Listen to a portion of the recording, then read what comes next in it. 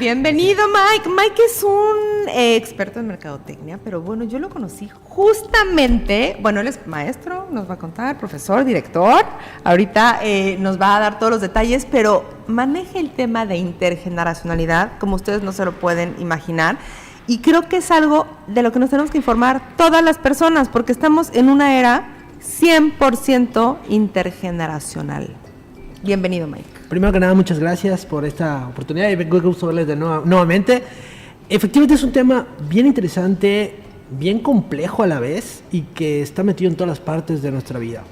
O sea, efectivamente, tanto en la parte laboral como incluso ahora de lo que estaba mencionando, la parte académica, hoy en día tenemos contacto con personas de múltiples generaciones, desde los baby boomers que hablamos de probablemente nuestros abuelos o nuestros papás, a lo mejor es que tenemos papás un poquito más grandes, ¿no?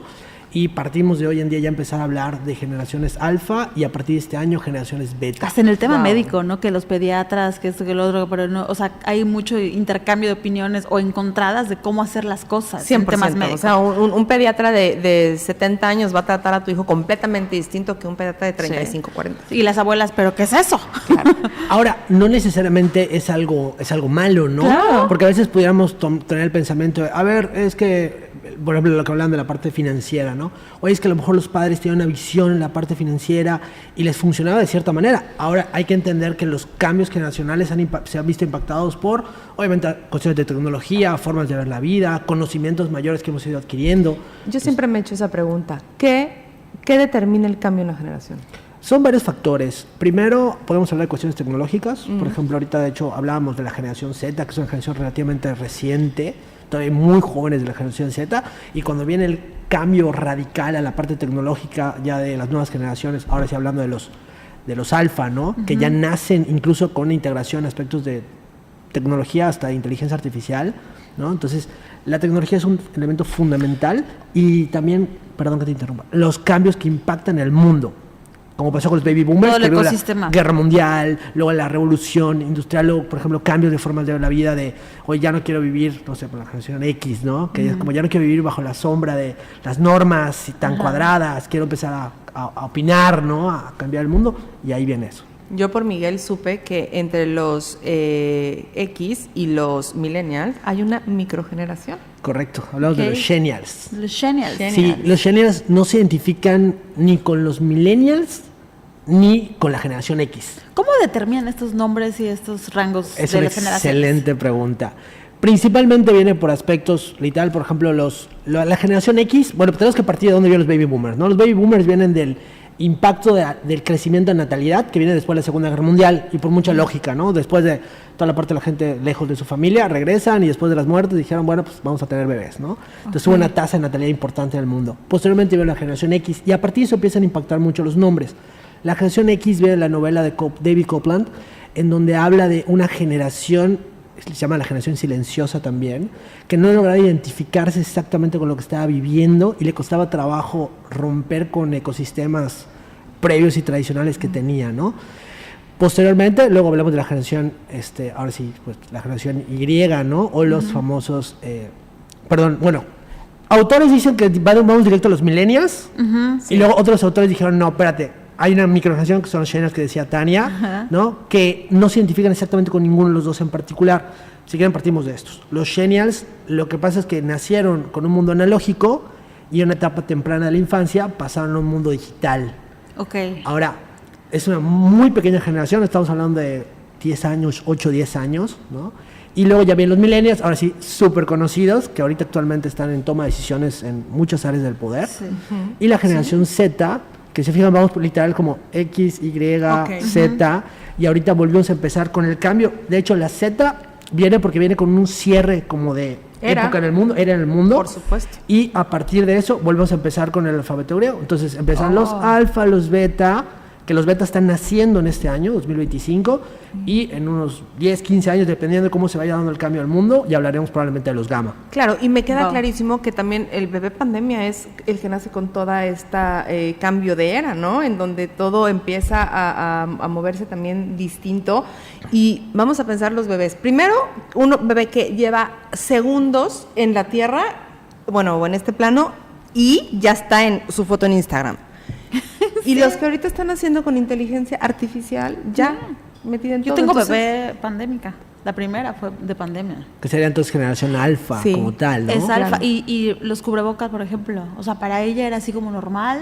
Y me pregunta, ¿y por qué ya no usamos cubrebocas? ¿Y por qué en esa foto sí tenía cubrebocas? O sea, cosas que Claro. son una locura. E impactó muchísimo, porque nosotros estamos acostumbrados, a lo mejor de haber tenido un crecimiento, teníamos todavía una parte social muy importante en el uno a uno, en el salir a la calle, y vienen generaciones donde la integración o la relación es más social digital, ¿no? La vida ya más, en mi vida es tanto más cómo están mis redes sociales, más allá de cómo me relaciono uno a uno los con vínculos han Claro. cambiado muchísimo. Y a mí me encantaría que Mike Mitch nos explicara, por ejemplo, en la sociedad, a nivel laboral, cuáles son los principales retos que estamos enfrentando con este medio tan intergeneracional.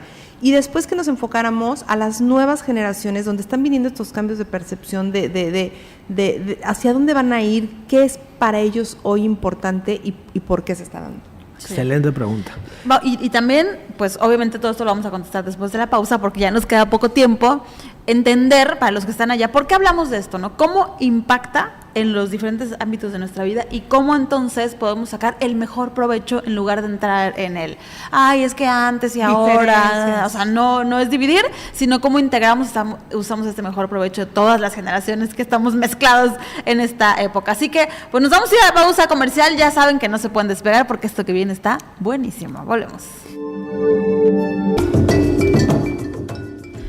Ya estamos de regreso con este tema interesantísimo y bueno, no saben todo lo que hemos platicado detrás de, pero vamos a ir en concreto para que ustedes se lleven algo y por supuesto que puedan indagar más en el tema. Este tema de las generaciones, nos quedamos con varias preguntas, cómo sacar provecho y Los retos a los nivel retos. laboral con las nuevas generaciones y bueno, cómo se pueden enriquecer. Bien, sobre todo tendremos que voltear a ver que hay múltiples empresas que hoy en día ya cuentan con todas las generaciones de las que hemos hablado, ¿no? El contador, O- que es baby boomer, ¿no? O puede ser incluso ¿O al revés? desde la presidencia, a lo mejor del Consejo el de Administración, fundador. ¿no? Los fundadores, Sí. 79, 80 años, que tienen toda la experiencia del mundo y han dejado a cargo en puestos directivos, generaciones X, Xennials, Millennials, y a la vez están buscando atracción de talento. Pero nos topamos de repente con generación... A mí la generación Z es una generación que me gusta mucho, creo que tiene un potencial enorme. ¿Qué edad tiene? Generación Z hablaríamos de 25 años hasta los 12 años, o sea, están literal ingresando en los últimos años de su vida laboral, pero se les ha criticado mucho porque tienen un pensamiento un poquito más pesimista, vamos a utilizar, de la vida, como de... ¿No son los que les dicen que son la generación de cristal? Que no los puedes tocar porque se rompen. No les puedes decir porque se deprimen. No, o sea, porque hay como mucho así de que... Es real que les han puesto esa etiqueta, ¿no? Ajá. Que no están así. Pero no, yo es- conozco a muchos, por ejemplo, aquí está Habana y todo, que no son así. Claro, ¿qué ha sucedido? Lo que pasa es que algunos elementos sí se lo han ganado. O sea, por Sí. ejemplo, el tener una visión pesimista de la vida. De, oye, ¿para qué me esfuerzo en trabajar mucho más si a lo mejor los sueldos están muy malos, la situación económica está muy difícil? Oye, sí, hablaban de ahorrar y comprar tierras, pero mi abuelo a lo mejor con la tierra compraba 25,000 pesos. Hoy en día con eso pago la renta de un mes en una zona Sí. relativamente buena, ¿no? Sí. Entonces, ha habido una complejidad en ese aspecto. Y buscan algo que antes no se valoraba tanto. La parte de decir, quiero trabajar en una empresa que también tenga un propósito. Por O sea, supuesto, que yo estoy a favor y- de eso. Claro. Pero que sea Ahora, real. me imagino que todo esto que nos estás diciendo trae retos. ¿Cuáles son los retos? Los retos son el poder aprovechar, precisamente, en vez de verlo como algo malo, cómo podemos ir formando ese nuevo talento, cómo lo trabajamos. Por ejemplo, atracción de talento, nuevas generaciones. Vamos a hacerles un plan de carrera. O sea, que vean que tienen un lugar donde puedan crecer y puedan tener incluso un acompañamiento de la visión de vida que ellos tienen. Por ejemplo, una vinculación de, oye, ok, manejamos a lo mejor un esquema híbrido, ¿no? Una parte es home office, una parte es en la oficina. Oye, a lo mejor te voy a poner mentores. Imagínense lo que podríamos hacer con la gente que tiene la experiencia del mundo de la empresa, pero a lo mejor no son tan hábiles en la parte tecnológica. Claro. Y logramos vincular eso, las empresas tienen un crecimiento de productividad impresionante. Incluso empresas que quieran cambiar esquemas y digas, oye, en vez de abrir oficinas, mejor me voy a traer nuevo talento y incluso lo puedo tener regado por el mundo, que me puede ayudar a nuevas conexiones, más networking, más oportunidades de negocios. Que eso sí pasa mucho en empresas europeas y le llaman programa Sí. de diversidad precisamente y ven la diversidad en todos sentidos, ¿no? Tanto cultural como también a nivel de generación. Ahora, cuéntanos, esto se aprovecha, ya no dijiste también, y los niños, o sea, estas nuevas generaciones que tienen papás de diferentes edades, porque ahora también hay gente que está teniendo bebés más grandes, a los 40, y entonces imagínate, puede ser una mamá, una mamá genial, Sí. porque tú eres genial, como mis hermanos. Siempre pensé que era millennial. Y tienes tu bebé alfa o beta, ¿no? Sí. Y, entonces, ¿cómo los educamos? Porque ellos ya nacieron en un mundo distinto. Totalmente. Yo creo que ahí también va el saber aprovechar, como decíamos hace un rato fuera del aire, ¿no? ¿Qué cosas sí sirven y funcionan que podemos replicar y qué cosas a lo mejor, aunque pensábamos que funcionan, ya nos dimos cuenta que no funcionan? Sin ser radicales, ¿no? Por ejemplo, oye, no pantallas en los primeros 2 años de vida, por ejemplo. Bueno, tiene un fundamento científico por un proceso de formación de la parte biológica del cerebro y de cómo se van dando las conexiones neuronales. O sea, ahí hay un fundamento. Ok, ahora, ¿significa que cuando salga a la calle y está expuesto a pantallas por todo el mundo le tapo sus ojos para que no... Bueno, tampoco dramaticemos, ¿no? Oye, yo no lo voy a exponer a que se siente a estar viendo tele todo el día porque lo quiero tener tranquilo o tranquila, ¿no?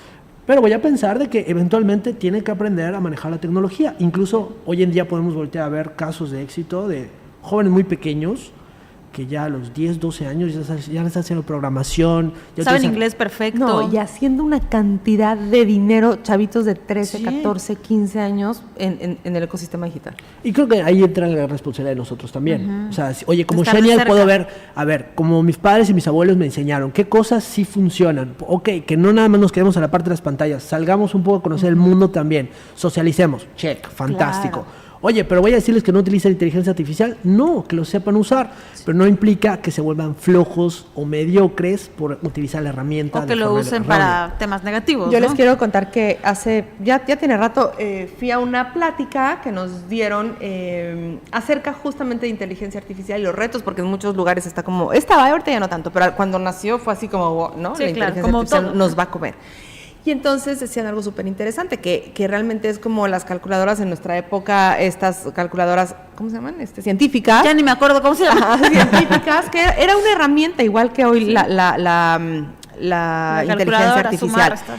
Y por otro lado, un estudio de San Diego, en California, decía que las carreras que van a estar en el 2030 no las conocemos hoy, 2025. Entonces, imagínense cómo va a cambiar la cosa. ¿Y qué nos va a rescatar?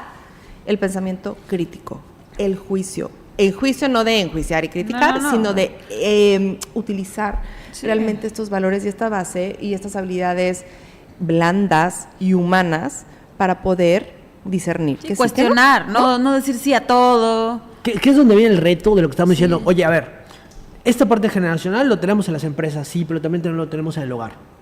¿Cómo nosotros como padres logramos decir cómo voy a formar ese pensamiento crítico? ¿Cómo le voy a ayudar a que desarrolle habilidades blandas? Oye, sí, tienes relación en la parte social, perfecto, convives con la gente, maravilloso.